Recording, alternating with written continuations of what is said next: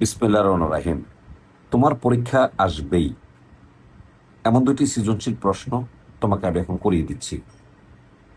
আগে প্রথম সৃজনশীল প্রশ্নের ক্ষেত্রে তুমি দুইটা চিত্র পর্যবেক্ষণ করো। দেখো, প্রশ্ন গ, 2 নং চিত্র অনুযায়ী গাড়িটির 20 সেকেন্ডে অতিক্রান্ত দূরত্ব নির্ণয় করো। অফকোর্স এখানে আগে 2 নম্বর গ্রাফ চিত্রটা দেখো। ও এক্স দ্বারা সময়কে ইন্ডিকেট করা হলো এবং ও ওয়াই দ্বারা বেগকে ইন্ডিকেট করা হলো। এখন বলা হলো, আমরা এই চিত্র অনুযায়ী দেখতে পেলাম যে এই যে প্রথম 10 সেকেন্ড এই বস্তুটি সমত্বরণে চলে এবং পরবর্তী 10 সেকেন্ড বস্তুটি সমবেগে চলে।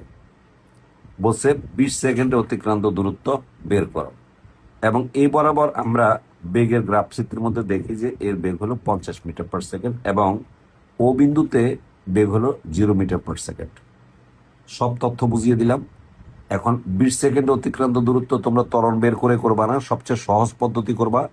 আমরা ধরে নিচ্ছি প্রথম 10 সেকেন্ডে অতিক্রান্ত দূরত্ব S1 এবং পরবর্তী 10 সেকেন্ডে অতিক্রান্ত দূরত্ব S2। তাহলে সুতরাং S1 is equal to u plus v divided by 2 into t. এই সূত্রটাই ব্যবহার করবা, ত্বরণ বের করে করবা না, তাহলে এতে তোমার সময় নষ্ট হবে।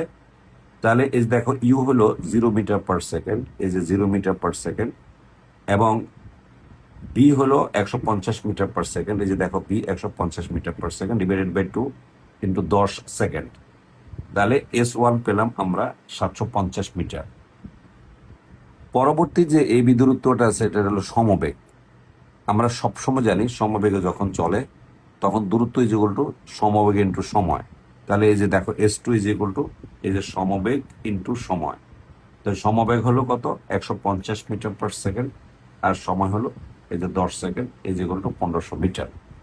তাহলে মোট দূরত্ব কত হলো? S1 plus S2। মোট দূরত্বকে যদি আমরা S ধরি তাহলে S is equal to S1 plus S2 is equal to 750 metre plus 1500 metre is equal to 2250 metre. উত্তর হয়ে গেল। এবার হলো দ্বিতীয় প্রশ্ন, কপি কলের অঙ্ক। সবচেয়ে বেশি ইম্পর্টেন্ট এবং তোমাদের কাছে সবচেয়ে বেশি কঠিন এবং দুর্বৃত্ত মনে হয়। ইনশাল্লাহ স্যার সহজ করে দিচ্ছি তোমাকে। খেয়াল করে দেখো, এখানে টেবিলে রাখা 2 কেজি বরের বস্তু আছে একটা এম, এবং এটা হলো কপি কলের সুতার এক পাশে বাঁধা। কপি কলের সুতার অপর পাশে বাঁধা 3 কেজি ভরের একটা বস্তু আছে। প্রশ্ন করা হলো, এই যে এম বস্তুটির উপর, এই এম বস্তুটির উপর পি বস্তুর বলের প্রভাব বিশ্লেষণ করো, পি বস্তুর বলের প্রভাব বিশ্লেষণ করো। তাহলে আমরা আগে প্রথমে বের করতে হবে এই পি বস্তুটা এম বস্তুর উপর কি পরিমাণ বল প্রয়োগ করে। আমরা দেখো একেবারে মুক্তভাবে চলতেছে, তাহলে এর যে অভিকর্ষজ বল অর্থাৎ ওজন, এই ওজনটা এই বস্তুর উপর প্রভাব বিস্তার করবে। তাহলে প্রথম ধাপে আমাকে এই বস্তুটার উপর অভিকর্ষজ বল বের করতে হবে, যে বলটা এম ভরের বস্তুর উপর ক্রিয়া করে। এখানে এটাকে এম বলা হয়েছে, যে নিচে বড় হাতের এম দেওয়া আছে। এখন দেখো আমরা এখানে অভিকর্ষজ বল বের করি। তাহলে দেখো, এই যে পি বস্তুর উপর অভিকর্ষজ বল এফ সমান সমান এই যে বস্তুর ওজন, এই যে বস্তুর ওজন হয়েছিল M1 ইন্টু জি, আর M1 এর মান হলো দেখো 3 কেজি, এই যে 3 কেজি ইন্টু 9.8 মিটার/সেকেন্ড স্কোয়ার, এবং আমরা রেজাল্ট পেলাম 29.4 নিউটন।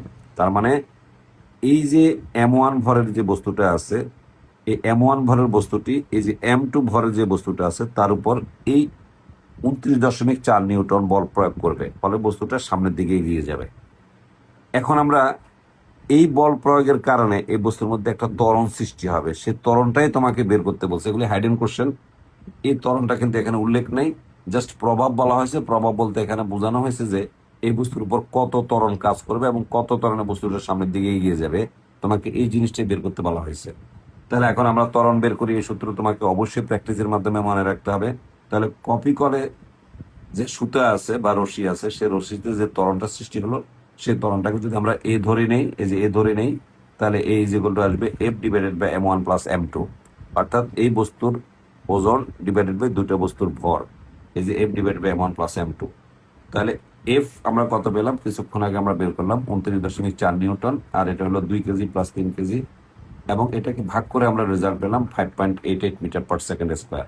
তার মানে আমার রেজাল্ট হয়ে গেল যে এত ত্বরণে, দেখো আমি খুব সুন্দর করে লিখে দিচ্ছি। সুতরাং গাণিতিক বিশ্লেষণে দেখা যাচ্ছে যে এম বস্তুটি, এই যে এম বস্তুটি পি বস্তু অভিকর্ষ বলের প্রভাবে, এই যে এম বস্তুটি এই পি বস্তুর অভিকর্ষজ বলের প্রভাবে কত ত্বরণে, এই 5.88 ত্বরণে কপি কলের, এই যে কপি কলের দিকে, এই কপি কলের দিকে এই যে এগিয়ে যাবে বা গতিশীল হবে। এই হলো আমাদের কোশ্চেন। অত্যন্ত গুরুত্বপূর্ণ কোশ্চেনটা, পরীক্ষা আসবে, কোনোভাবে অবহেলা করবা না, বারবার প্র্যাকটিস করবা। যদি কোনো প্রশ্ন থাকে বা বুঝতে কষ্ট হয়, তুমি অবশ্যই কমেন্টস করবে, আমি কমেন্টসের জবাব দিয়ে দেবো ইনশাআল্লাহ। এর পরবর্তী কোশ্চেন, যেটা আরো বেশি ইম্পর্টেন্ট কোশ্চেন, আমার কাছে মনে হচ্ছে যে তোমাদের টেস্ট, প্রি টেস্ট অথবা বোর্ড পরীক্ষায় এই কোশ্চেনটা আসার সম্ভাবনা অনেক বেশি, অনেক বেশি।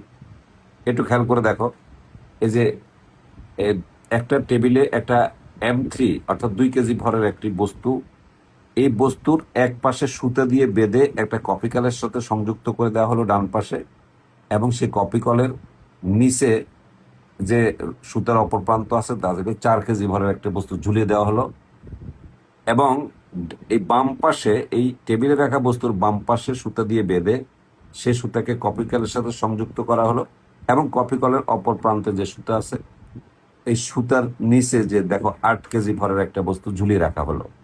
এখন আমাকে প্রশ্ন হলো, এই যে 8 কেজি ভরের বস্তুটি যে ত্বরণের নিচে নামবে তা নির্ণয় করো। তার মানে এই বস্তুটা যেহেতু দেখো ভর বেশি, তাহলে তার ওজনও বেশি হবে, এটার ওজন কম হবে, ফলে কিন্তু এই রশ্মির মধ্যে একটা ত্বরণ সৃষ্টি হবে। তখন এই বস্তুটা আস্তে আস্তে, এই যে টেবিলে রাখা বস্তুটি আস্তে আস্তে বাম পাশে আসবে, এবং এই যে বস্তুটা আছে অর্থাৎ 8 কেজি যে ভরের বস্তুটা আছে এটা আস্তে আস্তে নিচে নামবে। এখন তখন এই রশিতে একটা ত্বরণ সৃষ্টি হবে। আমাকে বলছে ত্বরণের মানটা বের করতে হবে। অবশ্যই প্র্যাকটিসের মাধ্যমে এই সূত্র তোমাকে মুখস্থ রাখতে হবে। এটা পরীক্ষা খুবই ইম্পর্টেন্ট, খুবই ইম্পর্টেন্ট। এখানে এই যে ত্বরণ ইজ ইকুয়াল টু, এই যে দেখো যেটা ভারী বস্তু, এটা ভারী বস্তু, মানে অর্থাৎ ঝুলে রাখা দুটো বস্তুর মধ্যে যেটা ভারী তার ওজনটা আগে আসবে। এই যে দেখো M1G, এই যে মাইনাস এই যে হালকা বস্তু ঝুলে রাখা, এই যে M2G ডিভাইডেড বাই তিনটা বস্তুর ভর, এই যে M1 plus M2 plus M3। খুবই ভালোভাবে মনে রাখবে এই সূত্রটা, খুব অত্যন্ত গুরুত্বপূর্ণ সূত্র। এখন আমরা এখানে যথারীতি এই যে M1 এর মান বসা দিলাম। এই যে M1 হলো 8 কেজি, আর G হলো 9.8 metre per second square. M2 এর ভর এই যে 4 কেজি, আর G এর মান হলো 9.8 মিটার পার সেকেন্ড স্কোয়ার। আর তিনটা বস্তুর ভর 8 কেজি যোগ 2 কেজি যোগ 4 কেজি। এখন আমরা এটাকে ক্যালকুলেটরের সাহায্যে ভাগ করে আমরা রেজাল্ট পেলাম কত, 2.8 মিটার পার সেকেন্ড স্কোয়ার। তার মানে এই রশিতে ত্বরণ সৃষ্টি হবে 2.8 মিটার পার সেকেন্ড স্কোয়ার। খুবই ইম্পর্টেন্ট কোশ্চেন, খুবই ইম্পর্টেন্ট কোশ্চেন। এবার আসো ঘ, টেবিল এবং M3 এর মধ্যে গতীয় ঘর্ষণ সহগ 0.2। তার মানে এখানে একটা ঘর্ষণ বল ক্রিয়েট হবে, যেহেতু টেবিলে বস্তুটা রাখা হলো, এবং এই ঘর্ষণ বলের যে সহগ দেওয়া আছে, এই ঘর্ষণ সহগ বলা হয়। এই যে ঘর্ষণ সহগ এটা দেওয়া আছে 2। এটা মনে রাখবে, এটা তো প্রশ্নে দিয়েই দিচ্ছে, তোমাকে মনে রাখার কিছু নেই। 1 সেকেন্ড পরে M2 যুক্ত থাকা অবস্থায় M1 এর বেগ, তার মানে বলা হলো যে যখনই আমরা এই বস্তুটাকে ঝুলিয়ে রাখবো, দুইটা বস্তু ঝুলিয়ে রাখবো, তখন এই বস্তুটা তো আস্তে আস্তে এদিকে আসবে, ফলে এই বস্তুটা নিচে নামবে, ফলে M1 বস্তুর মধ্যে একটা বেগ সৃষ্টি হবে। বলছে এই অবস্থায় M1 বস্তুর বেগটা কত হবে। পাশাপাশি পরবর্তীতে এটার সাথে আরেকটা জিনিস সংযুক্ত করে দেওয়া হলো, M2 সুতা দিয়ে কেটে দেওয়া হলো। যদি আমি এটাকে কেটে দিই তখন তো আর এটা কাজ করবে না এটার উপরে।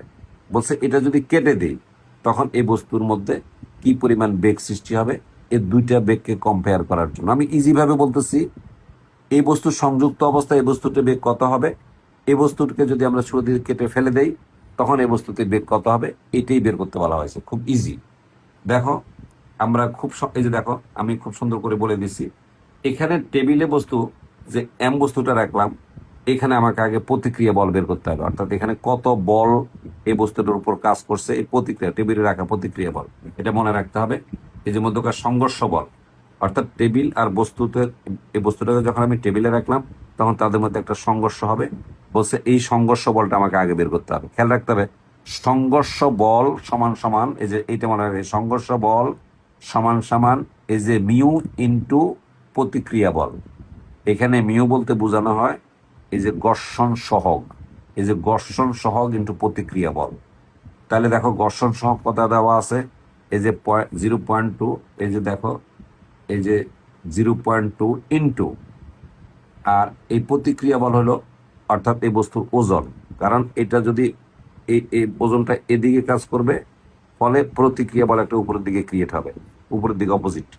এই যে এম ইন্টু জি, তার মানে 3.92 নিউটন। তার মানে এখানে যদি আমি M3 বলের বস্তুটা যখন টেবিলে রাখবো, তখন এখানে একটা ঘর্ষণ বল ক্রিয়েট হবে, সে ঘর্ষণ বলের মান হবে 3.92 নিউটন। এটার এখানে ঘর্ষণ বল আছে। এখন দেখো আমাকে এখানে যখন আমি দুটো বস্তু বেঁধে রাখি, তখন ত্বরণ আমাকে বের করতে হবে। কিছুক্ষণ আগে ত্বরণের সূত্র দেখাইছি, দেখো এখানে যে ত্বরণটা সৃষ্টি হবে কিছুক্ষণ আগে বের করছি, যে এখানে বের করছি। তাহলে দেখো এখানে আসবে কত, M1G মাইনাস M2G এবং মাইনাস এফ, কিন্তু এখানে কিন্তু এফ ছিল না। কেন বলা হয়েছে, এখানে ঘর্ষণ বল ওরা অঙ্কের পাশে বলে দিয়েছে 0, এখন কিন্তু আমাকে ঘর্ষণ বলটা বিয়োগ করে দিতে হবে। দেখো আগের সূত্রটাই এখানে আসছে, শুধুমাত্র এখানে মাইনাস এফ লিখতে হবে, অর্থাৎ এখানে ঘর্ষণ বলটা কাজ করছে। এই যে গয়ের ক্ষেত্রে ঘর্ষণ বল কাজ করছে, আর গয়ের ক্ষেত্রে ঘর্ষণ বল কাজ করে নাই। এখন এই যে ঘর্ষণ বলটা আমরা সংযুক্ত করে দিয়ে M1 plus M2 plus M3 আমরা এটা বসায় দিলাম। বসে দেওয়ার সাথে আমরা এখানে যে ত্বরণ পেলাম, ত্বরণ পাইছি কত, 2.52 মিটার পার সেকেন্ড স্কোয়ার। মানে এইটা থাকা অবস্থায় এই বস্তুর মধ্যে ত্বরণ সৃষ্টি হয়েছে এত, অর্থাৎ 2.52 মিটার পার সেকেন্ড স্কোয়ার। এখন আমাকে এখানে বেগ বের করতে হবে। আমরা জানি বেগ ইজ হলো ইউ প্লাস এটি, আমি এ পেয়ে গেছি। আর ইউ কত দেওয়া আছে, 0, কারণ এটা যখনই এটা বাধা অবস্থা থাকবে, আমি যতক্ষণ ছেড়ে না দিব ততক্ষণ পর্যন্ত আদি বেগ 0 হবে। ছেড়ে দেওয়ার সাথে সাথে এটা নিচে নামবে আর এটা উপরে উঠতে থাকবে, তখনই এটার বেগ পাওয়া যাবে। এখন দেখো এই যে বেগ ইজ ইকুয়াল টু, যদি আমরা বিমান ধরি, তাহলে ইউ প্লাস এটি, দেখো তো বলছে যে 1 সেকেন্ড এখানে বলে দিছে, তাহলে যে 1 সেকেন্ড আমরা বসা দিলাম। এই যে টির মান হলো 1 সেকেন্ড, আর এই যে এর মান হলো এত, অর্থাৎ 2.52, আর ইউ হলো 0, বসা দিয়ে রেজাল্ট পেলাম। এই যে কত বেগ পেলাম, এই যে 2.52 মিটার পার সেকেন্ড বেগ পেলাম আমরা। এটা হলো প্রথম অংশ। এখন দেখো আমরা যদি দ্বিতীয় অংশ দেই, খুব ইজি ব্যাপার। পরের অংশ যদি আমি এটা কেটে দেই, তাহলে ডেফিনেটলি এটা তো কোনো কাজই করবে না, তখন এই দুইটার মধ্যে ঝামেলা লাগবে। তার মানে এটার বল আর এটার ওজন, অর্থাৎ এটার যে আমরা ঘর্ষণ বল আর এটার ওজন, এই দুটো বিয়োগ হবে, কারণ যেহেতু এটা বড় তাহলে এটা আগে আসবে। দেখো তখন ত্বরণ কত হবে, ত্বরণ ইজ ইকুয়াল টু এই যে এটার ওজন বিয়োগ এটার ঘর্ষণ বল। দেখো এটার ওজন বিয়োগ এটার ঘর্ষণ বল, এই যে ঘর্ষণ বল, অর্থাৎ M1G minus F divided by দুইটার ভর যোগফল, এই যে M1 প্লাস M3। তখন আমরা এই মানগুলো বসিয়ে দিলাম। এই যে M1 এর মান হলো 8, আর জির মান হলো 9.8, আর এখানে ঘর্ষণ বল আমরা আগে বের করে রাখলাম কত, 3.92, এই যে 3.92 মিটার। তাহলে টোটাল আমরা যে 10, তাহলে আমি টোটাল ত্বরণটা পেলাম 7.44 মিটার পার সেকেন্ড স্কোয়ার। এখন আমরা 1 সেকেন্ড পরে এটার বেগ বের করবো। এখন কিন্তু এই বস্তুটা এখন নেই, এখন আমরা এটার বেগ বের করবো। এই পর্যায়ে আমরা বেগ বের করবো ইউ প্লাস এটি, এই যে ইউ 0 প্লাস এই যে আমি যে ত্বরণ পেলাম 7.448 metre per second square, 7.448 metre per second square. আর এখানে আসবে এই যে সময় কিন্তু হলো 1 সেকেন্ড, কাটাকাটি গিয়ে মিটার পার সেকেন্ড হলো, তাহলে বেগ হলো 7.448 মিটার পার সেকেন্ড। তার মানে দেখা গেল যে এই বস্তুটা, দুইটা বস্তু যখন থাকবে তখন এটার বেগটা কম হবে, দেখো যে কম হবে। আর যখন এটা কেটে দিব, ডেফিনেটলি তখন এটার মধ্যে যে বেগ সৃষ্টি হবে সে বেগটা আগের বেগের চেয়ে কি হবে, বড় হবে, এই যে বড় হবে। অর্থাৎ V2 যেটা আছে দ্বিতীয় পর্যায়ে, এটা কেটে দেওয়ার পর যে বেগটা আছে সেটা হলো V2, আর এটা থাকা অবস্থায় যে বেগটা আছে সেটা হলো V1। আমরা দুইটা গাণিতিকভাবে বের করে দেখালাম যে V2টা বড় আর এই যে V1টা ছোট। একটা এই যে V1 পেলাম আমরা 2.52, আর V2 পেলাম 7.448 মিটার পার সেকেন্ড স্কোয়ার। ইনশাল্লাহ আমরা পেয়ে গেলাম এই যে ভর তুলনা, বেগ তুলনা করো। খুবই ইম্পর্টেন্ট কোশ্চেন। আমি এই দুইটা কোশ্চেন তোমাদেরকে যে শিখিয়ে দিলাম, আমার দৃঢ় বিশ্বাস প্রি টেস্ট এবং বোর্ড পরীক্ষা আসতে পারে, সম্ভাবনা সবচেয়ে বেশি। অনেক ধন্যবাদ। এবং কোনো প্রশ্ন থাকলে বা কোনো জানার কিছু যদি থাকে বা কোনো টপিকস নিয়ে আলোচনার যদি কোনো প্রয়োজন হয়, তোমরা কমেন্টস করে পাঠিয়ে দেবে। তোমাদের কমেন্টসে তোমাদের না পারা জিনিসগুলো নিয়েই আমি একটা ভিডিও ক্লাস তোমাদেরকে উপহার দেওয়ার চেষ্টা করব। অনেক অনেক ধন্যবাদ।